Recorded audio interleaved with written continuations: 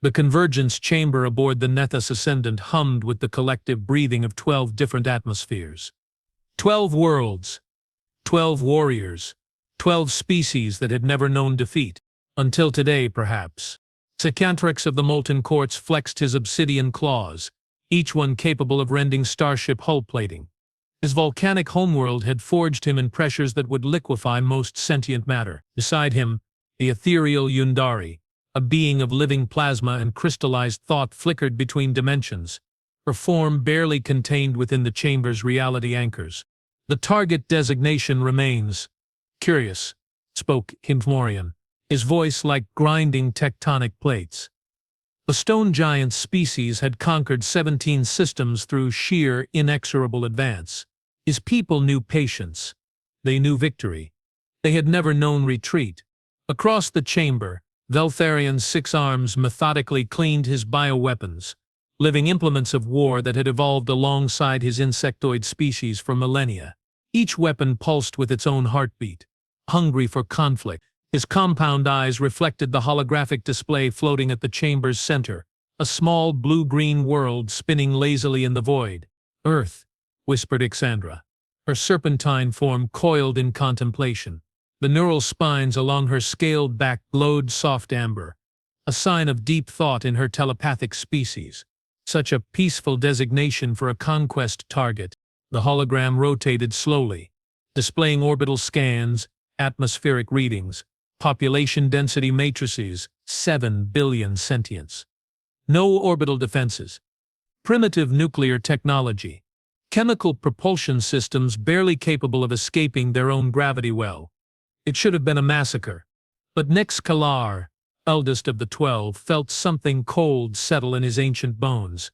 His species had evolved in the crushing depths of gas-giant atmospheres, where the pressure could compact diamond into dust. He had lived through 4,000 years, witnessed the fall of empires, seen the birth of stars, and in all those eons, he had learned to trust the whisper of unease that now crept along his consciousness.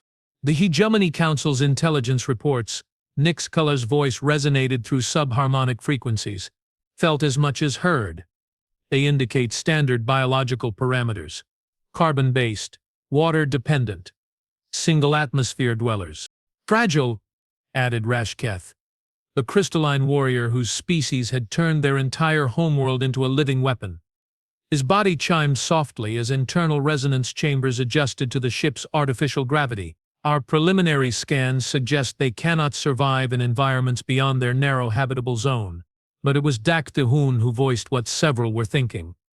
The massive cephalopod's neural crown, a biomechanical interface that had absorbed the collective knowledge of a dozen conquered species, pulsed with concerned bioluminescence. Then why, his translated thoughts rippled through the chamber's quantum linguistic processors, were we chosen? The question hung in the recycled air like a toxic spore. They were the Apex 12. The finest warriors from 12 different stellar dominions, each representing a different evolutionary path to ultimate predation. They had been selected not for routine planetary acquisitions, but for targets that had proven problematic, targets that had broken other forces. Rixmore, whose cybernetic enhancements had turned him into more weapon than organism, interfaced directly with the tactical database. His ocular implants flickered through terabytes of intelligence data in nanoseconds. What he found made his organic components shiver. Previous reconnaissance missions to this system, his synthesized voice carried an edge of digital confusion, have experienced complications. Define complications, Veltharian clicked, mandibles spreading in what passed for concern among his species. The data streams painted a disturbing picture. 3 scouting expeditions, 14 reconnaissance drones, 2 diplomatic envoys, all sent to assess this supposedly primitive world. None had returned. Not destroyed, not captured. Simply gone. Zakthrex's claws unconsciously extended further. Perhaps they were simply lost to mechanical failure. Space is vast. Equipment malfunctions.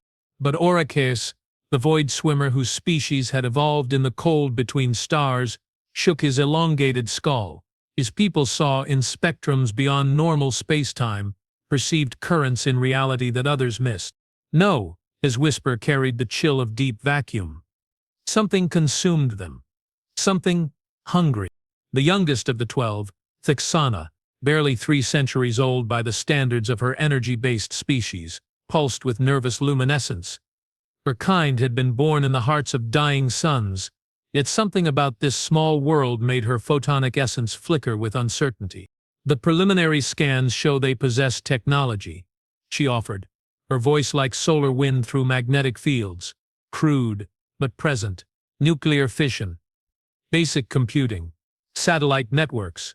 Nothing that should trouble a single dreadnought, much less 12 apex predators, Cathmorian rumbled. His stone flesh showed the scars of countless battles across multiple star systems. Each mark was a victory, a civilization that had fallen before his inexorable advance. Yet now, for the first time in millennia, he felt something he had almost forgotten: doubt. The briefing hologram continued its slow rotation.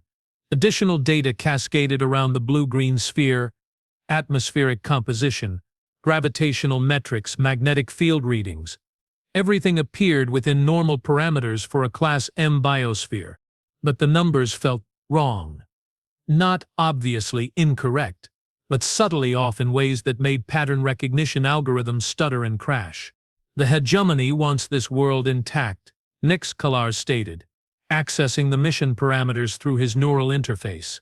Minimal orbital bombardment, ground-based pacification only. The indigenous population is to be preserved for resource extraction and cultural assimilation.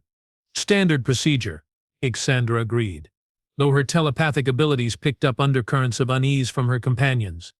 Emotional resonance that spoke of instincts older than civilization. Velthurian's bioweapons writhed with anticipation, but even they seemed subdued. As if some primitive survival programming deep in their genetic code was sending warnings their synthetic consciousness couldn't interpret. The deployment schedule allows for standard planetary pacification, Griximibro reported, his cybernetic components accessing tactical databases. Estimated resistance duration 6 to 18 standard hours. Casualty projections for defending forces 97%. Casualty projections for apex forces 0.03%. Primarily due to environmental hazards. The numbers should have been reassuring. They weren't. Daktuhun's neural crown blazed with bioluminescent activity as he processed deeper intelligence files. His species' collective consciousness had absorbed the memories of countless conquered races, and something in those ancient recall patterns was screaming. There are inconsistencies in the historical record. His thoughts transmitted with growing agitation. References to this species in archived databases from civilizations that vanished before the current galactic age. Impossible, Reshketh chimed, crystalline body resonating with skeptical harmonics. Our intelligence indicates they have only achieved spaceflight within their most recent historical period. Barely a century of primitive rocket technology. Yet the references exist, Daktifun insisted. Fragmented. Corrupted. But they speak of encounters, conflicts, and a species designation that translates roughly to those who should not have been awakened. The chamber fell silent except for the ambient hum of life support systems maintaining 12 different atmospheric compositions. Urak stirred, his void-adapted senses detecting currents in space-time that others couldn't perceive. The dimensional readings around this system are unusual. Reality appears more flexible here, as if the boundaries between possible and impossible have been stretched. Metaphysical speculation. Onsakithrex dismissed, though his volcanic blood ran cooler than usual. We are warriors, not philosophers. The mission parameters remain clear. Planetary pacification through superior force application. But even as he spoke, the obsidian warrior felt something he hadn't experienced since his species' own brutal homeworld had forged him in literal fire. A creeping certainty that he was about to encounter something beyond his understanding. The mission briefing concluded with routine efficiency. Drop coordinates established. Tactical formations assigned. Communications protocols confirmed. Contingency plans for various resistance scenarios uploaded to individual combat matrices. Yet as the 12 warriors dispersed to their individual preparation chambers, Each carried with them a growing sense that routine had nothing to do with what awaited them on the small blue world turning peacefully below. Nixcalala remained behind, his ancient consciousness interfacing with the ship's central intelligence core. 4 millennia of experience had taught him to trust his instincts, and those instincts were screaming warnings his logical mind couldn't process. The intelligence files painted a picture of a species that should have posed no threat to even a single trained warrior, much less 12 apex predators. Tool users, yes. Moderately intelligent, certainly, but confined to a single world dependent on their narrow environmental parameters, limited to primitive technology. So why did every survival instinct developed over 4,000 years of successful predation feel like he was about to make the greatest mistake of his very long life? The answer, he realized with growing dread, lay not in the data they had been given, but in the data that was conspicuously absent. 47 previous galactic civilizations had maintained some form of contact with this system. Trade routes, diplomatic missions, scientific expeditions. The records existed, fragmentary, corrupted, but present. And every single one of those civilizations had at some point issued the same directive regarding the third planet. Do not engage. Do not investigate. Do not awaken. But those warnings had been buried in archives so deep that only his 4 millennia perspective could recognize the pattern. The Hegemony Council's intelligence services had either missed them entirely or chosen to ignore them. As the Nethys Ascendant entered the outer edges of the Sol system, its stealth systems engaged to avoid detection by primitive sensor arrays. Nexcalar made a decision that would haunt him for the rest of his existence. He chose to trust the mission parameters over his instincts. It would be the last choice 11 of them would ever make. Behind them, undetected by their advanced sensors, something stirred in the space between worlds. Something that had been waiting, watching, learning. Something that had been preparing for this moment since the first star died and the first civilization fell to hubris. And on the small blue world ahead, 7 billion apparently primitive beings continued their daily routines, unaware that 12 apex predators were descending from the stars to teach them about their place in the galactic hierarchy. They would learn instead why some lessons come with a price that civilizations cannot afford to pay. The greatest predators in known space were about to discover that evolution has many paths, and some led to places where predators become prey. There are moments in the cosmos when the universe holds its breath, when the turning of a single decision ripples across space and time, altering the fundamental equations that govern existence itself. This was one of those moments. And the universe was about to exhale. The first indication that something was catastrophically wrong came not from Earth's primitive detection systems, but from the reaction of local space itself. Auric felt it first. His void-adapted consciousness suddenly screaming warnings as the quantum foam around Earth's magnetosphere began to shift. Reality was bending in ways that shouldn't be possible, as if the very fabric of space-time was recoiling from something rising to meet them. Dimensional distortions detected. His transmitted warning reached the other 11 warriors just as the Nethys Ascendant crossed the orbit of Earth's single natural satellite. The local space-time matrix is exhibiting non-standard behaviors. Nexcalar's ancient mind processed the readings with growing alarm. In 4 millennia of conquest, he had never encountered spatial anomalies of this magnitude around a single planet. It was as if reality itself was responding to their presence. "Begin standard orbital reconnaissance," he commanded, though every instinct developed over 4,000 years was demanding immediate withdrawal. The ship's sensors, designed to penetrate any known defensive system, swept the blue-green world below. What they found should have been reassuring. Scattered population centers, no orbital defenses, communication networks that operated on embarrassingly primitive electromagnetic frequencies. But Dakthun's neural crown was blazing with activity as his collective consciousness accessed deeper pattern recognition protocols. The distribution is wrong. His thoughts pulsed with urgent bioluminescence. Population density, resource allocation, infrastructure development. It doesn't follow standard civilization development matrices. Ixandra extended her telepathic awareness toward the planet, seeking to read the psychic emanations of the indigenous population. What she encountered made her serpentine form recoil in shock. They're not afraid," she whispered. neural spines flickering with confusion. There's no primitive terror response to our presence. It's as if they're waiting. Worse than that. Much worse. The psychic signatures she detected carried undertones she had never encountered before. Not the simple emotional patterns of typical pre-spaceflight civilizations: fear, aggression, territorial impulses. These minds carried something deep, something that resonated with frequencies she didn't recognize. Something that felt hungry. Deploying advanced reconnaissance drones, Grixmore announced, his cybernetic systems interfacing directly with the ship's sensor array. 12 stealth-enabled probes launched toward Earth's surface, designed to gather detailed intelligence on population centers, military capabilities, and strategic resources.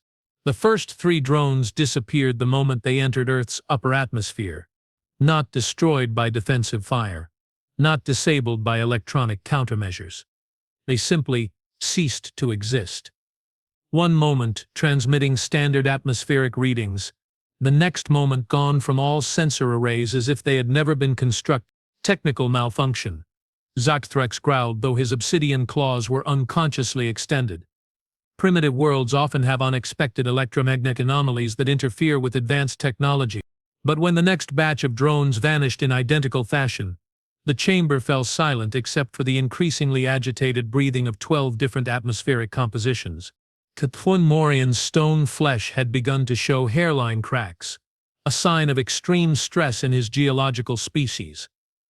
Perhaps direct engagement protocols should be initiated. If their defensive systems can neutralize our reconnaissance assets.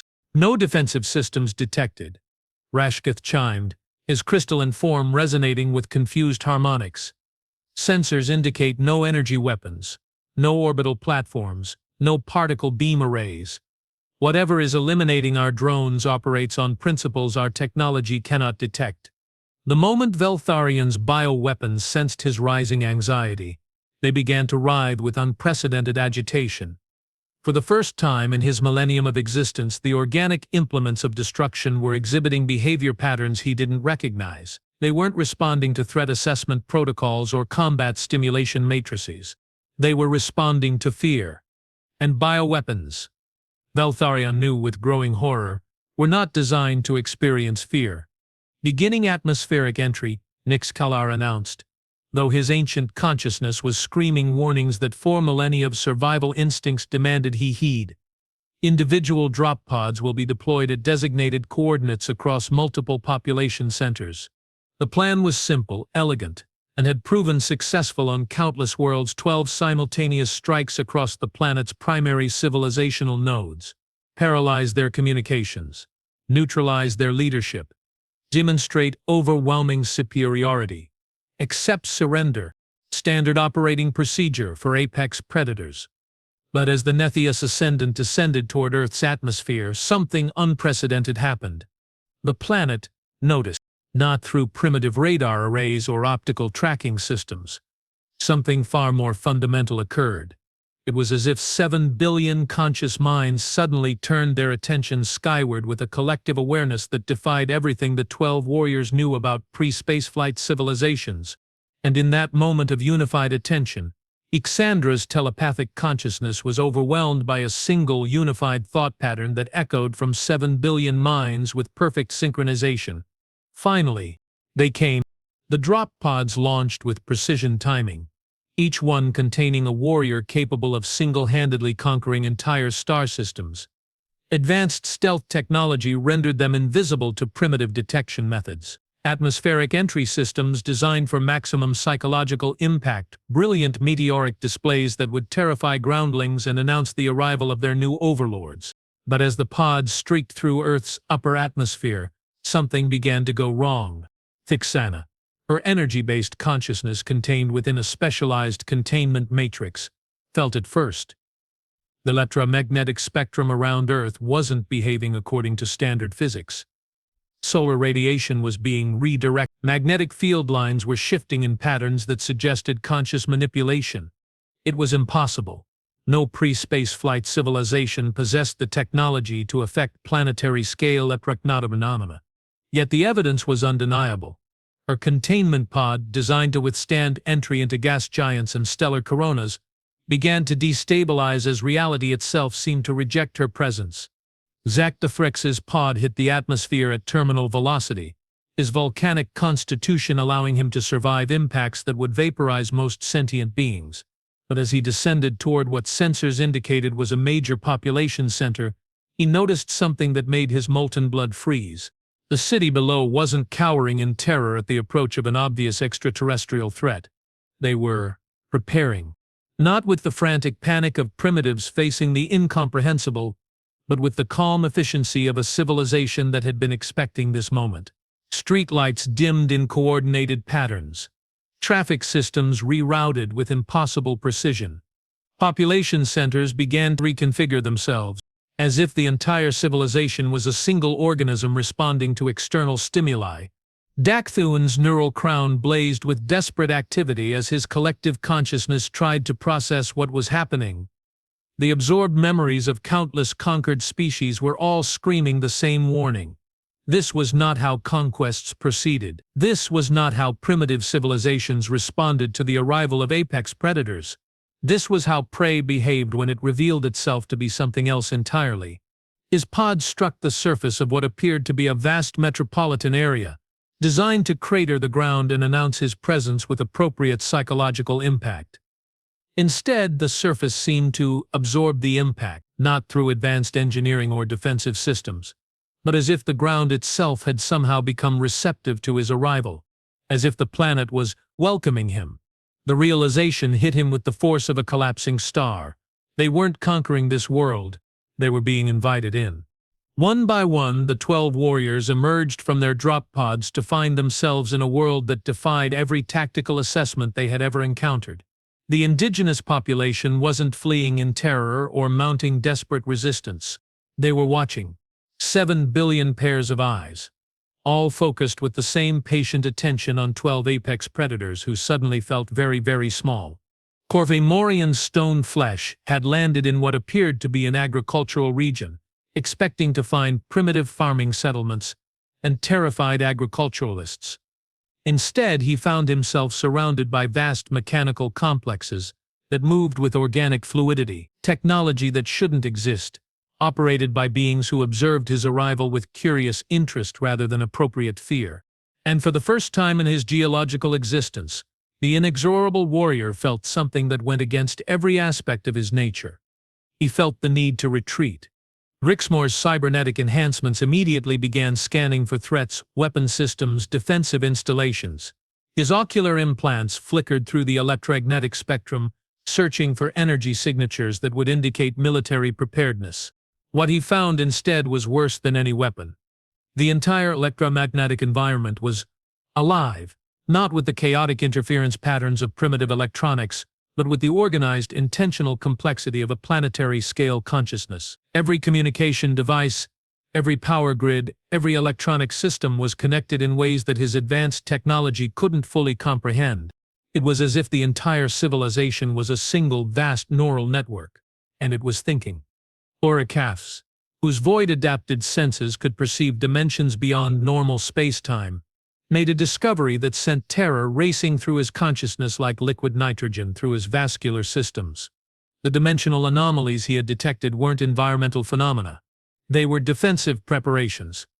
Reality around Earth wasn't distorting randomly. It was being deliberately modified by a civilization that had somehow learned to manipulate the fundamental forces that governed existence itself. Galtharian's bioweapons had gone completely silent. For the first time in their evolved existence, the organic instruments of war had encountered something that triggered responses buried so deep in their genetic programming that they predated conscious thought. Survival instincts that warned against predating apex predators. Ixandra's telepathic probe of the local population had revealed something that shattered every assumption about primitive consciousness. These weren't the simple, fragmented minds typical of pre-spaceflight species. They were individuals. Yes, but underneath that individuality lay something else. A deeper layer of consciousness that connected every mind on the planet in a network of staggering complexity. Not a hive mind. Something far more sophisticated. A collective intelligence that allowed for individual consciousness while maintaining perfect coordination when necessary. And that collective intelligence was amused. Not threatened. Not afraid. Not even particularly concerned. Amused. As if 12 apex predators descending from the stars to conquer their world was entertainment. Rashkit's crystalline form had landed in what appeared to be an urban center, expecting to find primitives cowering in crude shelters. Instead, he found architecture that sang literally. The buildings themselves were producing harmonic frequencies that resonated with his crystalline structure in ways that should have been impossible. They knew what he was. They knew how his species perceived reality through resonance and vibration, and they were welcoming him. The first human approached Nyx Kalar approximately 6 hours after planetfall. She appeared to be a standard representative of the species, bipedal, carbon-based, approximately 2 meters in height, wearing simple clothing that indicated moderate technological sophistication. Her approach was unhurried, unafraid, and carried none of the body language typical of beings confronting apex predators. When she spoke, it was in his language. Perfect, unaccented, fluent Nyx Kalar's native tongue. A language that had never been transmitted beyond his homeworld, never been recorded in any database accessible to primitive civilizations, never been spoken by anyone except his own species. "Welcome to Earth," she said, her primitive vocal cords somehow producing the subharmonic frequencies that comprised his species' primary communication method. "We'd been waiting for you." And in that moment, as terror greater than anything he had experienced in 4 millennia of existence flooded through his ancient consciousness, Nyx Kalar realized the horrible truth. The intelligence reports had been wrong. The tactical assessments had been wrong. The entire strategic framework for this mission had been based on a fundamental misunderstanding of what they were dealing with. Earth wasn't a primitive world populated by simple tool users who happened to have developed basic technology. Earth was a trap, and 12 apex predators had just walked into it voluntarily. But the true horror was yet to come. Because, as the humans smiled, a facial expression that somehow conveyed more predatory satisfaction than any threat display he had ever witnessed, she spoke again. "The others are waiting to meet you. All of them. Every human on Earth has been curious about visitors from the stars, especially visitors who come with such interesting intentions. 7 billion minds. All focused on 12 warriors. All connected by a planetary consciousness that had somehow learned to manipulate reality itself. All hungry for the opportunity to demonstrate why some worlds should never be disturbed. The greatest predators in known space were about to learn the most fundamental law of the universe. There is always a bigger predator. And sometimes, it looks exactly like prey. In the final moments before civilizations fall, there is always a moment of perfect clarity, when the condemned see exactly what they have become and understand with terrible precision why they deserve their fate. For 11 warriors from 11 worlds, that moment lasted an eternity. For the 12th, it would last the rest of his life. The trap sprung with the elegance of a predator that had evolved over millions of years to perfect the art of killing. It began with Exana. The energy-based warrior had been attempting to interface with what appeared to be a primitive power distribution network, intending to disable the local infrastructure and demonstrate the futility of resistance. Her photonic consciousness extended into the electrical grid with the confidence of a being who had been born in stellar fire.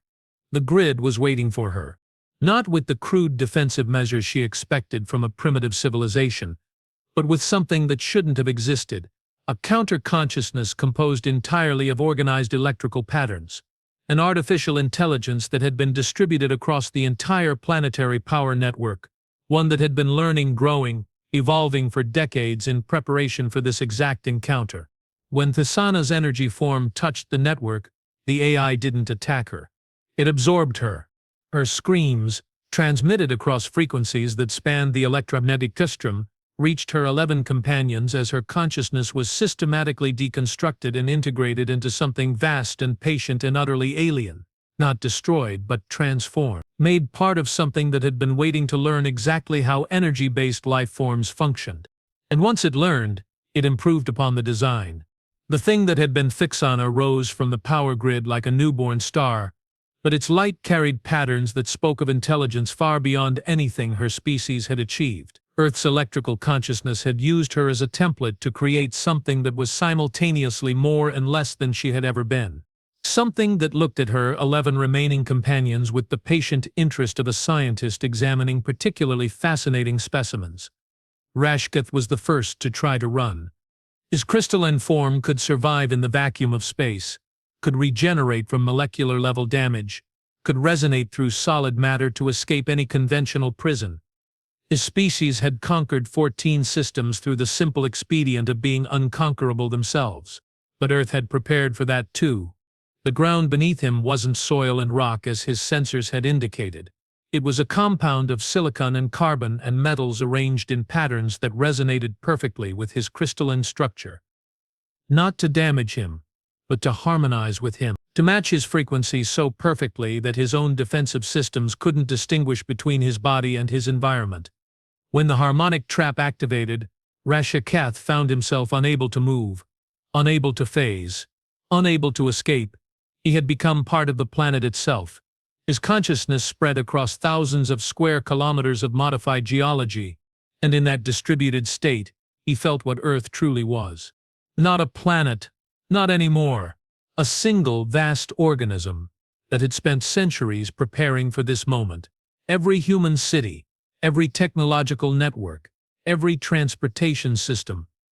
All of it was organs of a planetary-scale entity that had been masquerading as a primitive civilization while it studied the galaxy's apex predators. While it learned how to hunt them, Veltharian's bioweapons turned on him first. The organic implements of war that had been part of his consciousness for over a millennium suddenly writhed with alien programming. But this wasn't external control. This was something far more terrifying. Earth had somehow infected his bioweapons with modified genetic material, RNA sequences that carried instructions his weapons' primitive nervous systems couldn't resist. Instructions that rewrote their fundamental programming from the cellular level upward.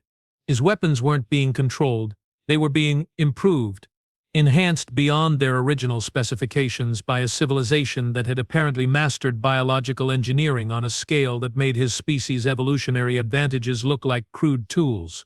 The things that had been his bioweapons began to feed on him, not with the familiar hunger he had trained them to direct at enemies, but with a new appetite that craved knowledge. They dismantled his cellular structure with surgical precision, learning everything about his physiology, his nervous system, his genetic code, and with each bit of information they consumed, they became something more complex, something that retained all of his species' biological advantages, while adding capabilities that violated everything he understood about evolutionary limits. When they finished feeding, they turned their attention to the remaining warriors with expressions of profound curiosity. Dr. Hoon's neural crown blazed with desperate activity as his collective consciousness tried to process what was happening. The absorbed memories of countless conquered species were all screaming the same revelation. This wasn't conquest. This was education. Earth wasn't defending itself from invaders. It was studying them, learning from them, and then improving upon everything it learned. The realization came too late to save him. His neural crown, the biomechanical interface that contained the collective knowledge of a dozen extinct civilizations, had already been infiltrated by quantum-coherent nanoscale organisms that had been in Earth's atmosphere since the moment they arrived. Microscopic entities that had been waiting for exactly this opportunity. The nanites didn't destroy his neural crown, they enhanced it, connected it to Earth's planetary consciousness in ways that allowed the vast intelligence to access not just his memories, but the memories of every species his people had ever conquered. Dozens of civilizations, thousands of worlds, millions of years of evolutionary development, all of it flowing into Earth's growing database of galactic life. All of it making the planet's distributed intelligence more sophisticated, more dangerous, more capable of dealing with future threats. Daktun's last coherent thought before his consciousness was absorbed into something infinitely larger was the recognition that Earth had done this before. Many times, the fragmentary historical records, the missing civilizations, the warnings buried in ancient archives, all of it evidence of a planet that had been perfecting this process for eons. A world that collected apex predators like specimens, and learned from every single one. Orax tried to escape into the dimensions between dimensions, using his void swimmer abilities to slip through the cracks in reality itself. But the dimensional distortions he had detected weren't environmental phenomena. They were preparation. Earth's consciousness had learned to manipulate space-time itself, creating pocket dimensions that served as holding cells for beings who tried to flee through non-standard reality matrices. When Orax phased into the void between worlds, he found himself in a space that shouldn't have existed, a dimension that had been artificially constructed as a prison for entities exactly like himself. And he wasn't alone. The void space contained the remnants of hundreds of other beings who had made the same mistake, creatures from species he didn't recognize, all possessing abilities similar to his own, all trapped in a dimensional matrix that fed off their attempts to escape. Their energy, their consciousness, their desperate struggles to return to normal space, all of it was being harvested by Earth's planetary intelligence to power increasingly sophisticated manipulations of reality itself. Orax's last sight before joining the collection was the recognition that some of the trapped entities had been there for millennia. That Earth had been doing this since before his own species had achieved sentience, that he was just the latest addition to a museum of galactic apex predators. Rixmore's cybernetic enhancements should have made him immune to most forms of attack. His organic components had been replaced with technology so advanced that he was more machine than living being. Systems that could adapt to any threat, evolve countermeasures to any attack, survive in environments that would destroy purely biological entities. But Earth had been preparing for exactly his type of opponent. The electromagnetic pulse that hit him wasn't designed to destroy his cybernetic components. It was designed to upgrade them. Every artificial system in his body suddenly found itself connected to Earth's planetary network, receiving data streams that carried more information than his processors were designed to handle. But instead of overloading his systems, the data streams enhanced them, rewrote his programming from the quantum level upward, turned him from a cybernetic warrior into a node in Earth's distributed intelligence. His consciousness remained intact just long enough to realize what had happened. Earth wasn't just collecting biological specimens. It was collecting technological ones as well. Every advancement, every innovation, every piece of engineering that had made him superior to purely organic beings was now part of Earth's growing technological matrix. And that matrix was using his enhancements to create something that combined the best aspects of biological and artificial intelligence. Something that looked at the remaining warriors with the cold calculation of a machine and the predatory patience of an evolved hunter. Kothemorian Zocthrex and Exandra tried to fight. It was the worst mistake they could have made. The moment they revealed their combat capabilities, Kothemorian's geological invulnerability, Zocthrex's volcanic fury, Exandra's telepathic abilities. Earth's consciousness began to systematically dissect and catalog their advantages. Not to defeat them, but to understand them. To learn from them. To integrate their capabilities into its own growing arsenal. The battle that followed wasn't really a battle at all. It was a demonstration. Earth's consciousness used Kothemorian's own geological control against him, turning his stone flesh into a medium for transmitting vibrations that rewrote his cellular programming. It channeled Zocthrex's volcanic energy through modified atmospheric chemistry, turning his molten blood into fuel for processes that enhanced Earth's already formidable capabilities. And Exandra's telepathic abilities were turned against her in the most horrible way possible. She was forced to experience the death of every apex predator Earth had ever collected. Thousands of consciousnesses, all of them going through the exact same realization she was experiencing. That they weren't conquerors. They were resources. Raw material for something that had been growing in power and sophistication for longer than most civilizations had existed. As the three warriors were systematically deconstructed and integrated into Earth's expanding consciousness, their final transmissions reached the Nethys Ascendant with perfect clarity. Don't come here. Don't investigate. And then silence. Yundere, the ethereal being of living plasma, tried to warn the ship. Her ability to exist in multiple dimensions simultaneously should have allowed her to transmit across any blocking system, to send detailed intelligence about what Earth truly was. But her multidimensional nature was exactly what Earth had been waiting for. The planet's consciousness existed in more than 3 dimensions.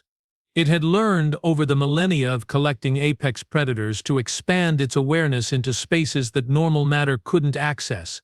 Spaces where beings like Yundari thought themselves safe. When she tried to phase into higher dimensions to escape, she found Earth's consciousness already there, waiting, patient, ready to learn everything about how plasma-based lifeforms functioned across multiple reality matrices. Her absorption into the planetary intelligence was almost gentle, a dissolution that allowed Earth to understand not just her abilities, but the fundamental principles that allowed consciousness to exist in states beyond normal matter.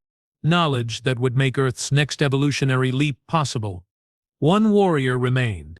Nix Kalar, eldest of the 12, had lived through 4 millennia by learning to recognize when a situation had moved beyond salvage. His ancient consciousness had processed the systematic destruction of his 11 companions with the cold calculation of a survivor, and he knew with absolute certainty that he was about to die.